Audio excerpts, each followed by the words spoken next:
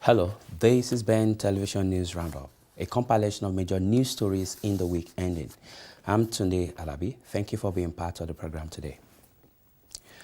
Prime Minister Theresa May has insisted that the welfare system is being changed to help people into workplaces and ensure work pays. Mrs. May will not say if she will pause the rollout of universal credit, despite being asked several times by Labour leader Jeremy Corbyn, following the vote of the House of Commons on the rollout. House voted by 299 to 0 to pause the rollout of universal credit. Will the Prime Minister respect the will of the House?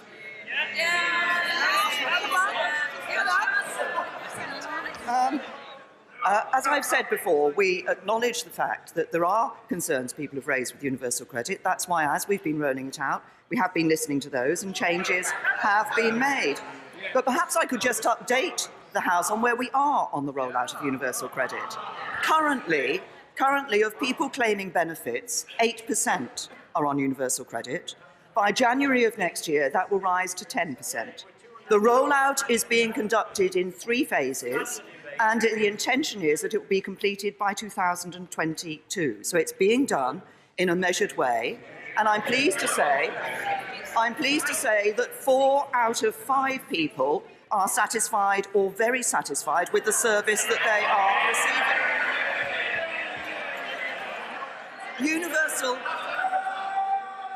Universal credit helps people into the workplace, and it makes sure that work pays, and that's what the welfare system should do. Jeremy Corbyn! I would have thought, Mr. Speaker, that if only 8% of the rollout has taken place and 20% of the people in receipt of it are dissatisfied with it, that's a cause for thought, maybe a pause in the whole process. And last week, only one Conservative MP had the courage of their convictions to vote with us on suspending universal credit rollout. For the life, and then, Mr. Speaker, a Conservative member of the Welsh Assembly, Angela Burns, said, and I quote, "For the life of me, I cannot understand why a 6 or 4 week gap is deemed acceptable." She called universal credit callous at best and downright cruel at worst, and concluded by saying she's ashamed of her government. Can the Prime Minister ease her colleagues' shame by pausing and fixing universal credit? As I've said to the right honourable gentleman, we have been making changes to the implementation of UC as it has gone through the rollout. But let's be very clear about why we introduced universal credit. It is because it is a system. Speaker, we introduced universal credit as a simpler, more straightforward system that ensures that work pays and helps people into the workplace. Under Labour, let's look at what happened in the benefit system under Labour. Under Labour, the low-paid paid tax and then had it paid back to them in benefits. Under Labour, people were trapped on a life and benefits for years. Under Labour, the number of workless households doubled, and Labour's benefit system cost households an extra £3,000 a year. What the Conservatives have done is given the low-paid a pay rise, given the workers a tax cut, and ensure we've got a benefit system that helps people into work. Jeremy Corbyn!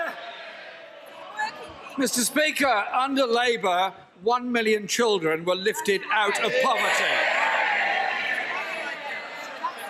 Under Labour, we introduced the principle of the national minimum wage, opposed by all Tories over there.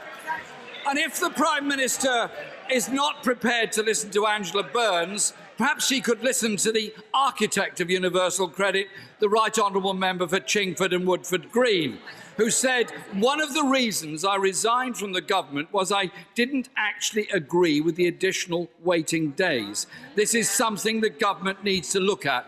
Does the Prime Minister agree with him? I think this is not just the answer that I've answer I've given, I think, 3 or 4 times now in this PMQs, but in previous PMQs. But as we look at universal credit rollout, we do look at the way in which we're introducing it. But he talked about what happened under Labour, and I'm happy to talk about what happened under Labour.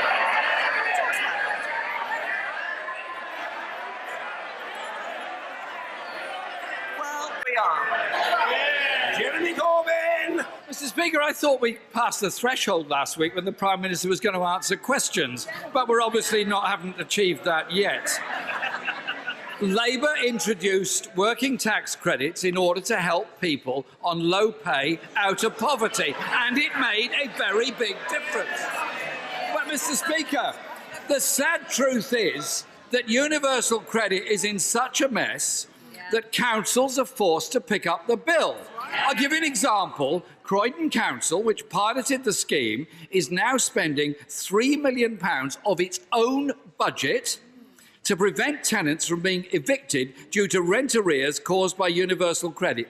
Does the Prime Minister think it is right or fair that hard-pressed local authorities, having their budget cut by central government, having to dip into what little money they've got left in order to prevent people being evicted, when they know full well it's the responsibility of this government and its system of universal credit that's causing the problem? U.S. President Donald Trump has said 30 million American small businesses will enjoy a 30% cut to their top marginal tax rate. President Trump disclosed this while speaking at the U.S. Minority Enterprise Development Week. Mr. Trump commended minority businesses in the U.S. for employing 8 million people and generating more than $1 trillion annually.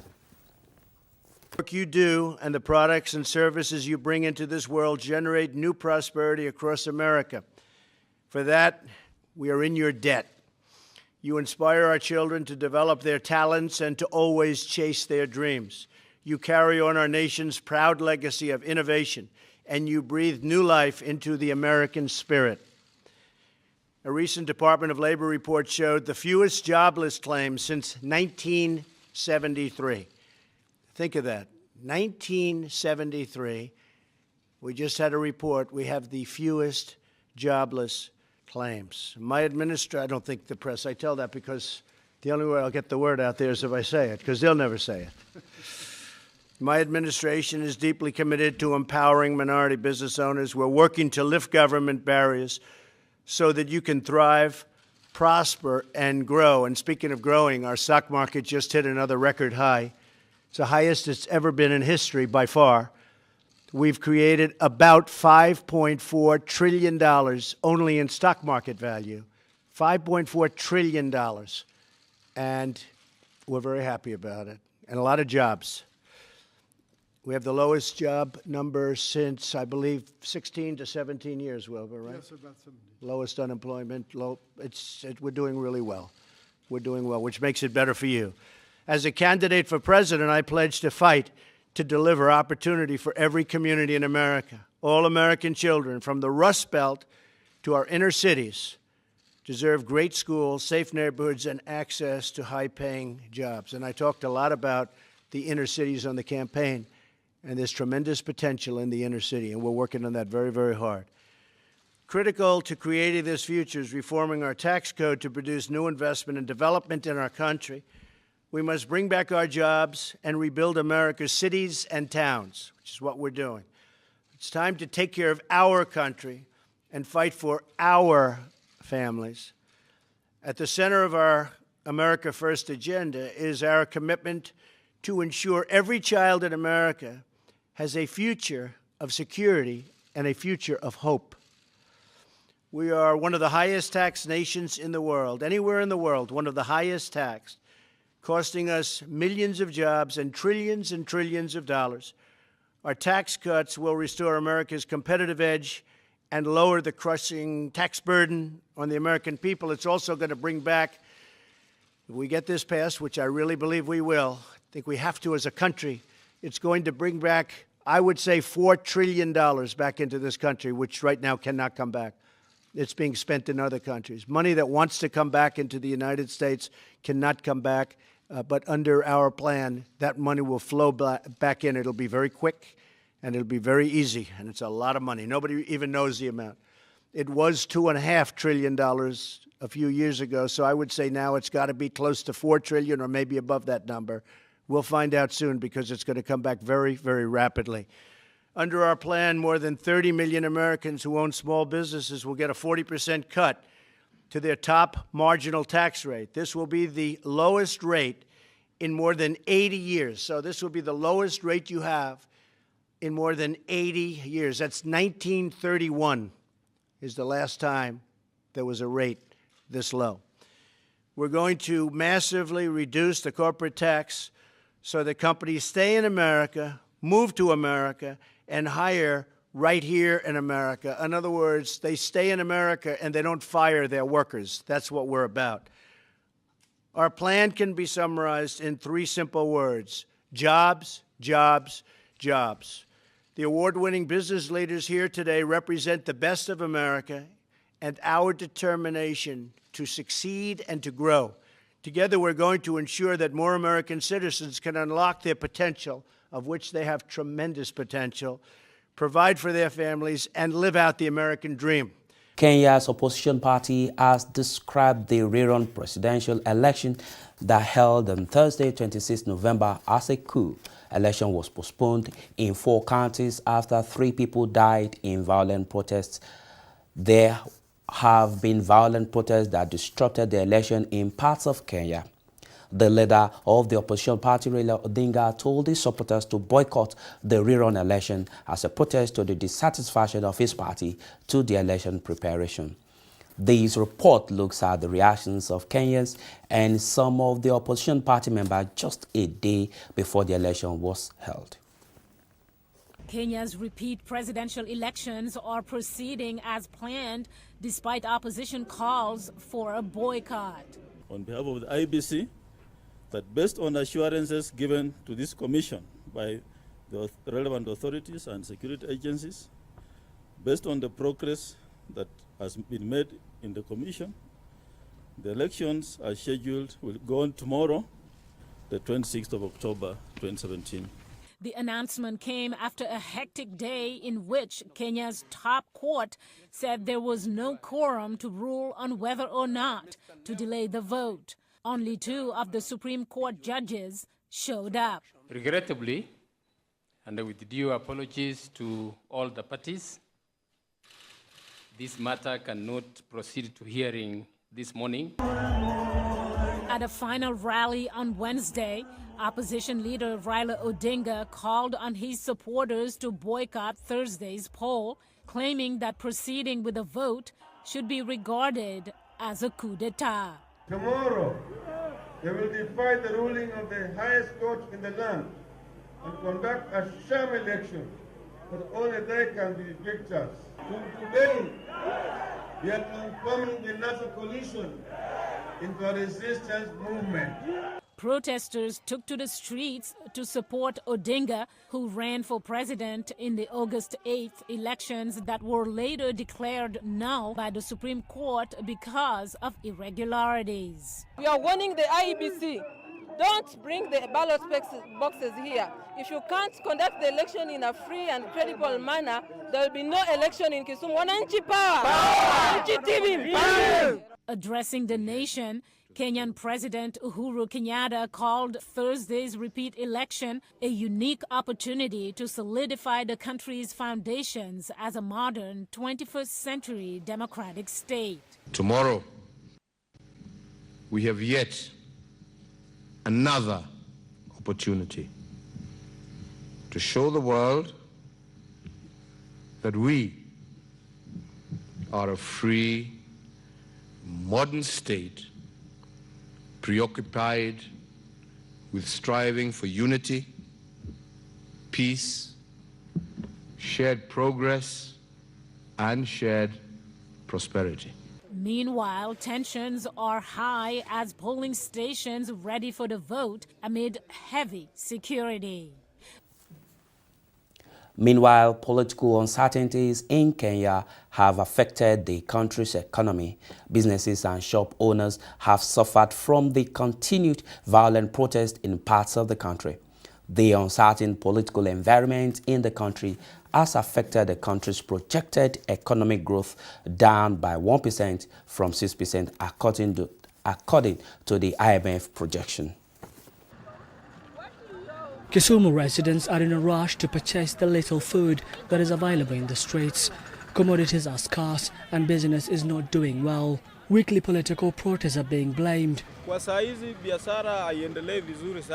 not much business since demonstrations began, because on the demonstration day there is no business. We are also forced to join the protest, and the police are here until the evening, and the day ends without making a cent. Opposition strongholds like Kisumu have seen a series of protests demanding that members of Kenya's Electoral Commission resign. Some of the demonstrations have turned violent. The protests have cleared streets in Kisumu, the biggest town in western Kenya. You cannot come. Here it is a contingent of policemen wherever we are here. Because it was after peaceful demonstration, everybody was being chased within the town. Even if you are just a passersby, you are being tear gas, and yet you are not a protester.